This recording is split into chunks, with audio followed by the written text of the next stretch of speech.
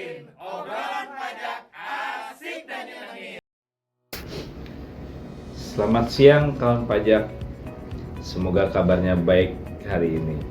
Selamat bertemu lagi di hari Jumat tanggal 22 Maret tahun 2024, di mana kita semua masih menjalani ibadah puasa. Bertemu lagi dengan kami penyuluh KPP Wajib Pajak Besar 2. Saya Yohanes Bayu bersama dengan rekan saya Mario Gustovan. Saya Grameru Prabu Edward. Ya. Baik, terima kasih Mas Mario dan Mas Meru. Untuk podcast kali ini kita akan coba berdiskusi mengenai materi tata cara penerbitan surat ketetapan pajak atau biasa yang kita sebut sebagai SKP. Di mana untuk SKP ini terkait dengan Peraturan Menteri Keuangan Nomor 80 Tahun 2023. Untuk selanjutnya, untuk mempersingkat pengejaan, kita akan coba menyingkat dengan PMK nomor 80. Untuk catatan kali ini, diskusi kita akan coba membahas tentang SKP PPH dan PPN.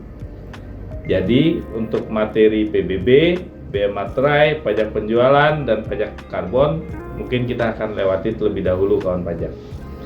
Sebelum kita mulai diskusi, mungkin Mas Mario bisa menjelaskan mengenai latar belakang bagaimana terbitnya ketentuan PMK nomor 80 ini. 80, baik. Iya.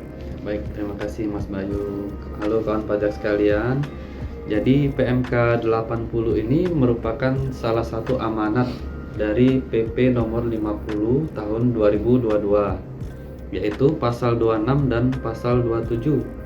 Dan ke PP nomor 50 tahun 2022 sendiri itu merupakan turunan dari Undang-Undang HPP kawan pajak sekalian. Terbitnya PMK 80 ini diharapkan untuk dapat memberikan rasa keadilan, kepastian hukum, dan kemanfaatan dalam proses penerbitan SKP. Selain itu, pengaturan ini juga diharapkan untuk dapat melakukan simplifikasi Mas Bayu terhadap sejumlah aturan di bidang perpajakan yang terkait. Seperti itu Mas Bayu. Baik, terima kasih Mas Mario.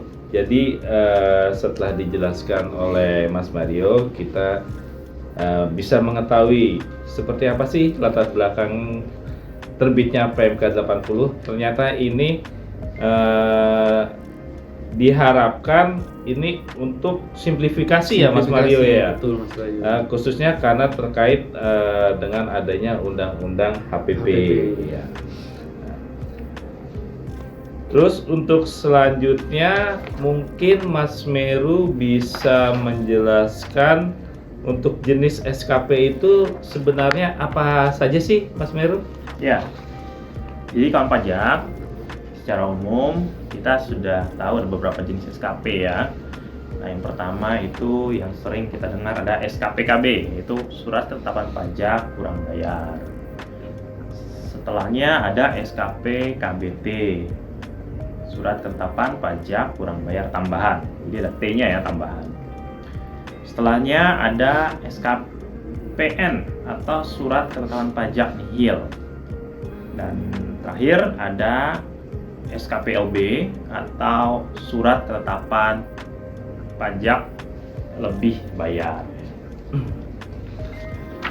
Baik, berarti secara SKP sendiri itu ada empat ya Mas Meru ya. SKPKB, SKPKBT, SKPN maupun SKPLB. Ya. Nah, mungkin untuk lebih jelasnya kita akan coba masuk ke pertanyaan dengan Mas Mario nih. Baik, siap. Untuk masing-masing penjelasan SKP itu seperti apa sih Mas? Kalau bisa dijelaskan? Baik Mas Bayu. Nah, kawan pajak sekalian, tadi sudah disebutkan ada 4 jenis SKP kawan pajak sekalian ya. Akan kita bahas satu persatu, yaitu yang pertama adalah SKPKB kawan pajak sekalian. SKPKB itu adalah ketetapan yang menentukan besarnya pokok pajak, kredit pajak, kurang bayar pokok, sanksi administrasi, dan jumlah pajak yang masih harus dibayar. Kemudian SKP KBT itu sama seperti SKP KB, hanya ditambah huruf T saja kawan pajak sekalian, yaitu tambahan. Adalah ketetapan yang menentukan tambahan atas jumlah pajak yang telah ditetapkan. Yang ketiga adalah SKPN atau Surat Ketetapan Pajak Nihil. Adalah ketetapan yang menetapkan itu jumlah pokok pajak yang terutang sama dengan kredit pajak kawan pajak sekalian, atau pajak tidak terutang atau nihil, dan tidak ada kredit pajak. Kemudian yang keempat adalah SKPLB. SKPLB ini adalah ketetapan yang menentukan kelebihan pembayaran pajak karena kredit pajak lebih besar daripada pajak yang terutang atau seharusnya tidak terutang. Jadi itulah penjelasan dari 4 jenis SKP Mas Bayu. Ya. Mungkin kalau bisa coba saya ulang lagi nih Mas Mario. Iya. Berarti kan kalau kita mulai dari yang bawah dulu deh, SKPLB. Berarti kan antara kredit pajak dengan pajak terutang itu sama ya Mas Mario. Antara kredit pajak dengan pajak yang terutang lebih besar kredit pajaknya. Betul. Ya, jadi kalau seandainya kawan pajak ini ada kredit pajak, misal 100, pajak terutangnya itu 80, berarti LB-nya anggap aja 20 ya Mas 20, Mario ya. seperti itu, Jadi Mas. 100 kurang 80. Iya. Nah, terus kalau untuk SKPN sendiri itu jumlah kredit pajak sama dengan pajak terutang. Pajak terutang, Jadi samalah. Iya, Habis jadinya. Nah, kalau SKPBT ini karena ada tambahan lagi setelah terbitnya SKP awal ya, SKP awal loh. Ditemukan data baru. Oh iya ya, jadi ditemukan data baru Iya. sehingga dilakukan pemeriksaan ya Mas Mario ya. Jadi diterbitkanlah lagi SKP KBT. Betul. Nah, kalau untuk SKP KB sendiri ini seperti pada umumnya Mas Mario ya. Iya. Ini meliputi pokok pajak, kredit pajak, terus ada sanksi sehingga Iya. jumlahnya itulah yang harus dibayar dalam SKP KB. Ya. Betul. Baik, kawan pajak, kita lanjut ke pertanyaan selanjutnya untuk Mas Meru nih. Untuk kewenangan Dirjen Pajak dalam penerbitan SKP dan STP PPH dan PPN itu seperti apa sih, Mas Meru? Ya. Bisa dijelaskan? Ya, ini mungkin kita sedikit ulang bahwa kita di perpajakan Indonesia itu mengandung sistem self-assessment. Nah, tapi tentunya Dirjen Pajak memiliki wewenang untuk melakukan penetapan ya. Nah, salah satunya dalam bentuk produknya adalah SKP. Nah, SKP ini Dirjen Pajak memiliki kewenangan untuk menerbitkannya untuk suatu masa pajak, bagian tahun pajak atau tahun pajak. Misalnya ya kalau masa di satu masa pajak saja atau tahun pajak, misalnya tahun pajak 2022 atau 2021 dan seterusnya. Nah, kapan kewenangan itu ada? Itu jika terdapat data dan informasi yang mengindikasikan bahwa ada kewajiban perpajakan yang belum dipenuhi. Nah, kondisinya seperti apa? Ya, bisa jadi sebelum diberikan MPWP atau dikukuhkan sebagai PKP, itu tetap bisa dilakukan penetapan atau dapat terbitkan SKP. Atau kondisi lainnya adalah jika sebelum dan atau sesudah penghapusan MPWP atau pencabutan pengumuman PKP. Walaupun sudah dicabut misalnya PKP-nya, namun ternyata setelah pencabut itu terdapat data informasi yang memberikan indikasi kuat bahwa ada kewajiban yang belum terpenuhi, maka tetap dapat terbit SKP. Seperti itu. Berarti ini secara nggak langsung mungkin secara jabatan ya, Mas Meru, atau seperti apa nih? Ya, pada prinsipnya sih memang SKP itu terbit kalau untuk yang kurang bayar tuh dari pemeriksaan ya. Kalau pemeriksaan artinya sudah ada proses self assessment, jadi bukan proses official assessment, bukan lagi self assessment. Baik, mungkin Mas Mario bisa menjelaskan nih kenapa sih SKPKB itu bisa terbit itu dalam hal apa, seperti apa? Nah, mungkin bisa menjelaskan Mas Mario. Baik Mas Bayu. Jadi dari 4 jenis SKP tersebut kita bahas yang pertama dulu ya, SKPKB. SKPKB itu terbit kawan pajak sekalian itu setelah proses pemeriksaan. Jadi wajib pajak diperiksa dahulu, kemudian baru jika memenuhi ketentuan diterbitkan SKPKB. Ada beberapa hal yang menyebabkan SKPKB diterbitkan Mas Bayu. Yang pertama, sudah pasti terdapat pajak yang tidak atau kurang dibayar. Kemudian yang kedua, surat pemberitahuan tidak disampaikan sesuai dengan ketentuan, yaitu pasal 3 ayat 3 KUP, dan pada waktu surat teguran secara tertulis. Kemudian terdapat PPN dan PPNBM tidak seharusnya dikompensasikan selisih lebih pajak. Jadi lebih pajak PPN-nya seharusnya tidak boleh dikompen, atau tidak seharusnya dikenai tarif 0%. Jadi dia harusnya ada tarif 10% atau 11% untuk yang terbaru ini Mas Bayu. Kemudian terdapat kewajiban pasal 28 dan pasal 29 KUP. Ini terkait dengan pembukuan dan kewenangan pemeriksaan yang tidak dipenuhi sehingga tidak diketahui jumlah pajak yang terutang. Jadi harus ditetapkan melalui pemeriksaan dan diterbitkan SKPKB. Kemudian wajib pajak diterbitkan NPWP dan atau dikukuhkan PKP secara jabatan.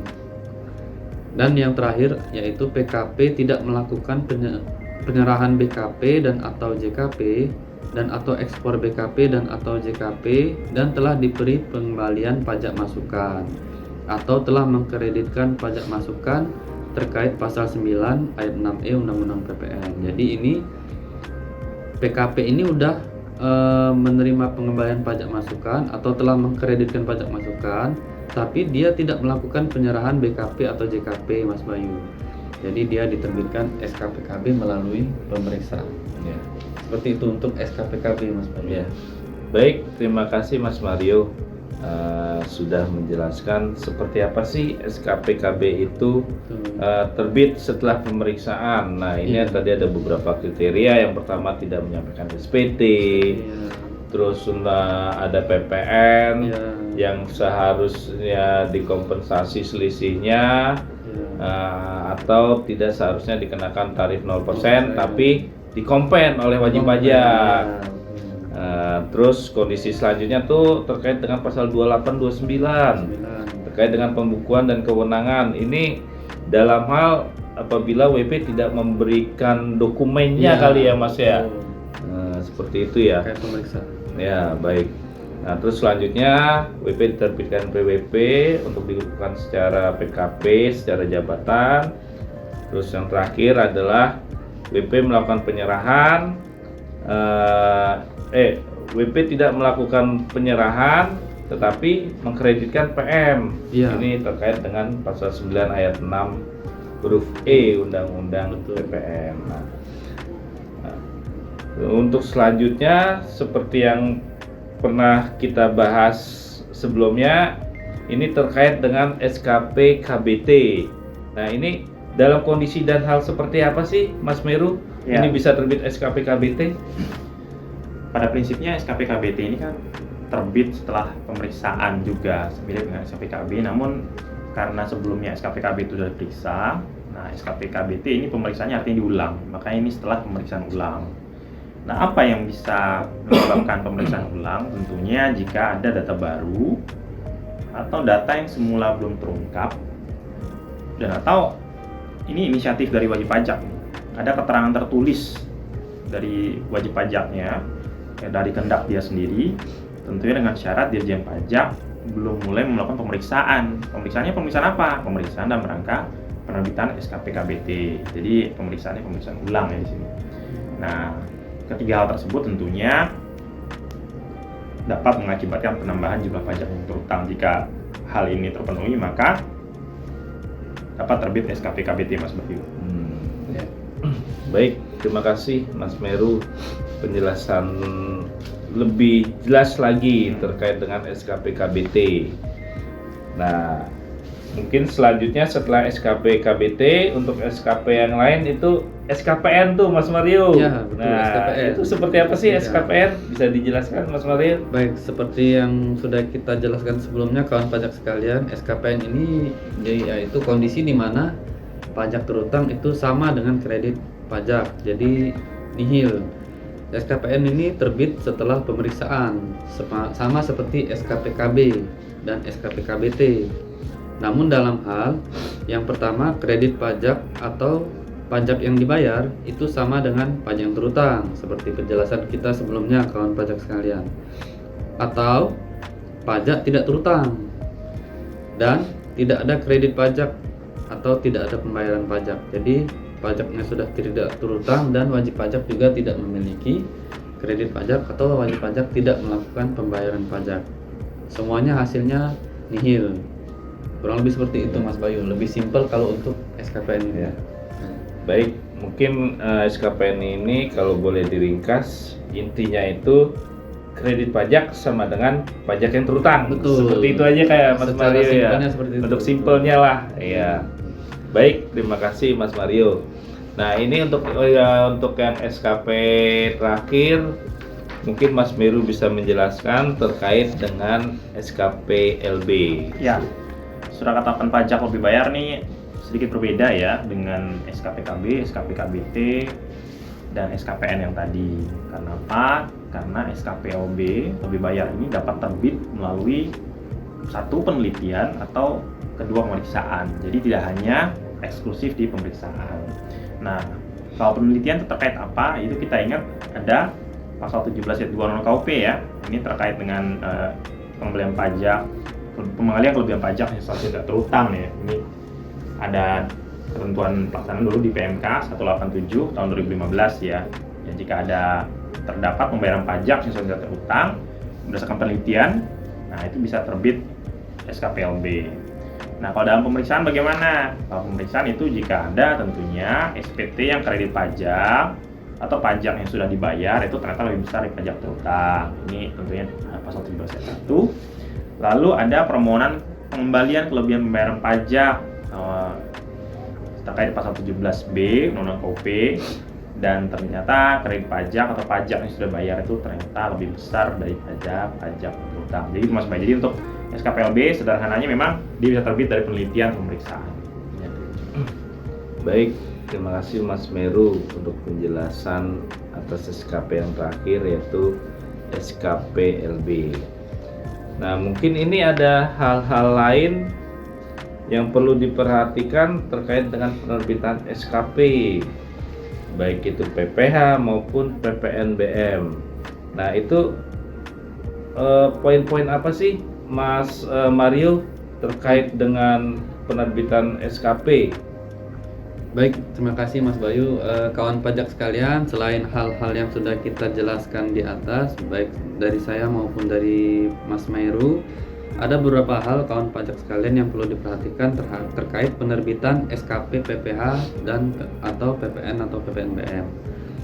Yang pertama yaitu SKPKB dan SKPKBT itu dapat diterbitkan dalam jangka waktu paling lama 5 tahun setelah saat terutang pajak atau berakhirnya masa pajak bagian tahun pajak atau tahun pajak. Jadi kalau sudah melewati 5 tahun maka dianggap sudah tidak bisa diterbitkan. Selain itu, kawan pajak sekalian, penerbitan SKP untuk wajib pajak yang telah memiliki izin pembukuan dengan menggunakan bahasa Inggris dan mata uang dolar Amerika Serikat, maka SKP-nya juga akan diterbitkan dalam mata uang dolar Amerika Serikat sesuai pembukuan dan mata uang yang digunakan oleh wajib pajak tersebut dengan syarat telah memiliki izin. Dua hal itu Mas Bayu untuk hal lainnya. Baik Mas Mario, ini mungkin yang menjadi poin penting ini terkait dengan penerbitan SKP ya. Betul. Ini kan jangka waktunya 5 tahun setelah saat terutang pajak. Betul. Itu yang biasa kita anggap sebagai daluarsa pajak Daluarsa, ya, Mas Mario. Ketetapan ya. Mas Mario, ketetapan 5 tahun. Nah, ini kalau seandainya seperti ini nih Mas Mario. Ya. Kalau untuk LB-nya sendiri itu gimana tuh Mas Mario? Kalau Apakah ada daluarsa pajak atau seperti apa kalau untuk LB itu kira-kira? Kalau untuk SKPLB tidak ada daluarsa Mas Bayu. Bebas ya Bebas. berarti. Karena hak wajib Iya. pajak ada di situ. Iya. Kecuali kalau untuk pelaporan ya. Pembetulan. Iya, Betul. 2 tahun sebelum daluarsa pajak ya. Itu harus selalu diingat itu kawan pajak. Jadi yang membedakan kalau SKP itu 5 tahun selain SKPLB, kalau untuk pelaporannya 2 tahun sebelum daluarsa pajak. Nah, baik, terima kasih Mas Mario penjelasan terkait dengan SKP. Nah, mungkin untuk contohnya nih atau case, mungkin Mas Meru bisa memberikan contoh terkait dengan SKP, Mas. Silakan. Oh iya, ini misalnya nih ada PTA. PTA ini melaporkan SPT tahunan PPH tahun pajak 2023. Nah, dalam SPT itu hitungannya di PPH terutang adalah 10 miliar. Nah, selain itu terdapat data bahwa ternyata dia sudah melakukan pembayaran PPH 25 sepanjang tahun 2023 itu misalnya 10 miliar. Nah, setelah dia melaporkan SPT, ternyata SPT tersebut dilakukan pemeriksaan.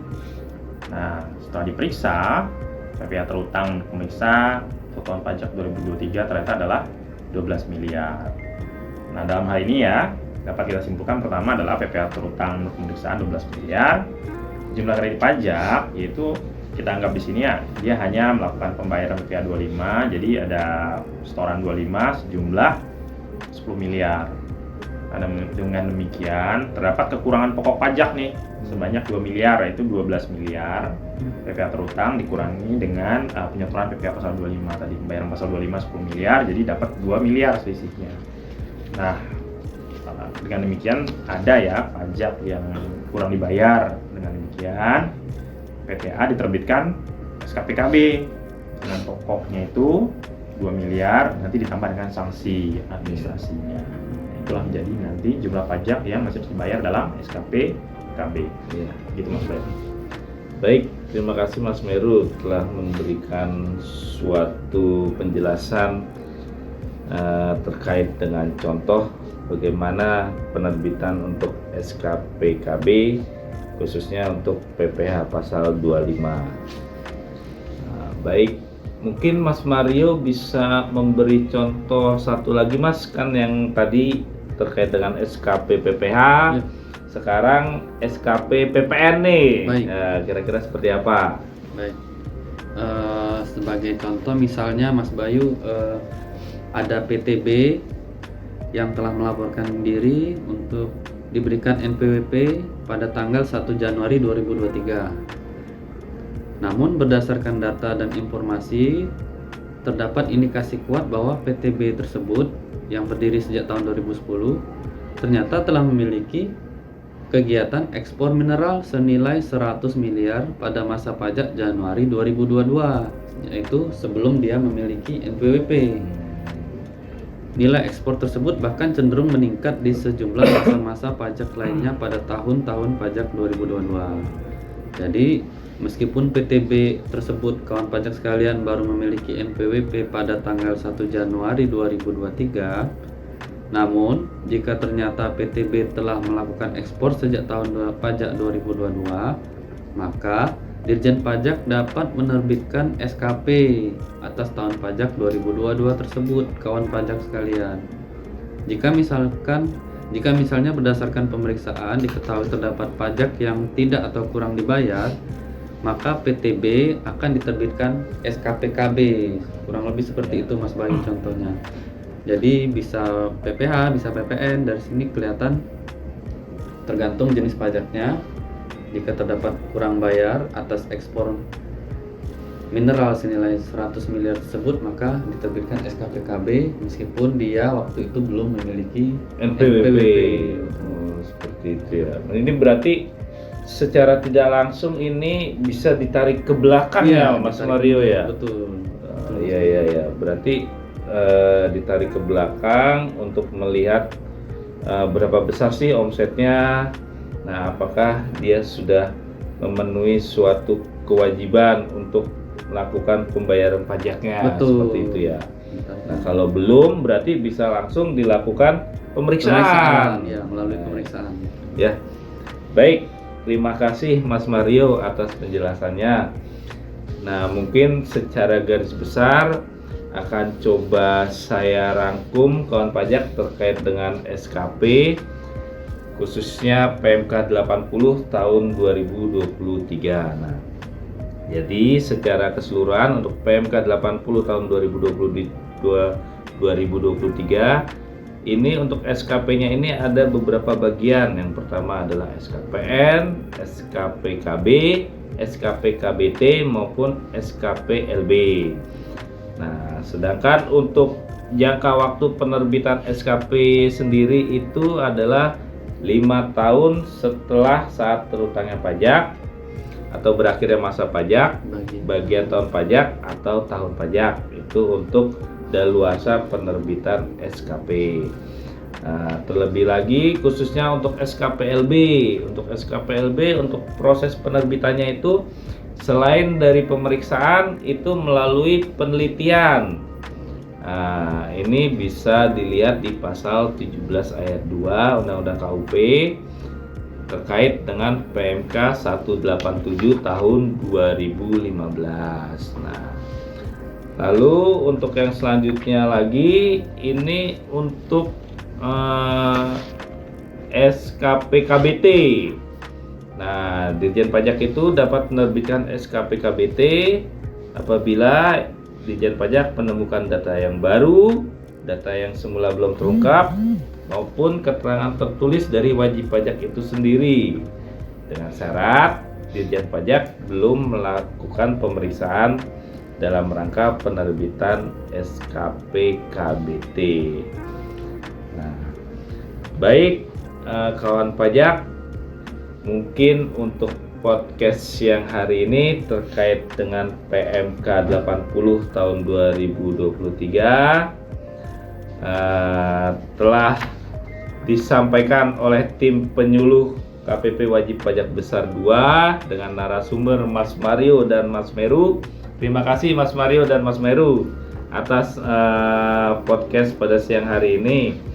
Oh iya kawan pajak, ada satu lagi nih himbauan dari DJP.